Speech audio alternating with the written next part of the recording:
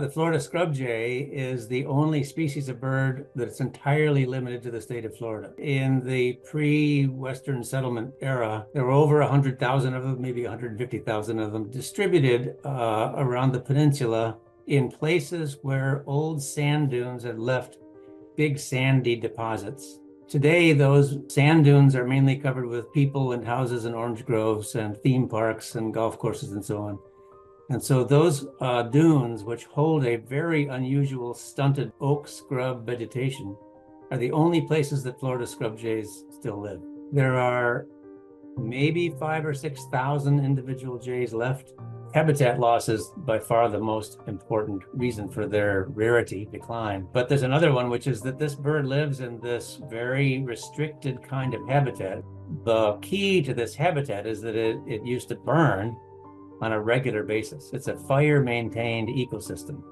Because humans hate fire, we've been putting out these fires and suppressing the existence of wildfire. In the absence of fire, we've shown, as have other colleagues elsewhere around the state, that the Florida scrub jay eventually goes extinct. Florida's winters have been warming. At Archbold, they've warmed several degrees over the last 40 years. The consequence of that, as is true with many birds, is that the scrub jays have begun to breed earlier in the year. For most birds, breeding earlier in the breeding season is an advantage. They get going earlier, they produce more babies. But if we look at 40 years together, it turns out that they're starting earlier, but producing fewer offspring.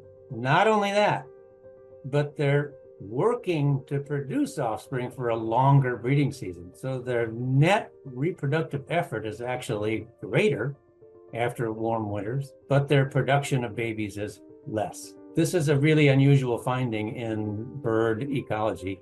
And for a threatened species like the Florida scrub jay, it bodes a little bit scary, because it could mean that there's yet another threat that's beginning to face the Florida scrub jay, namely the fact that the winters are steadily getting warmer. And so we believe these data suggest that they're going to get less and less successful at producing young.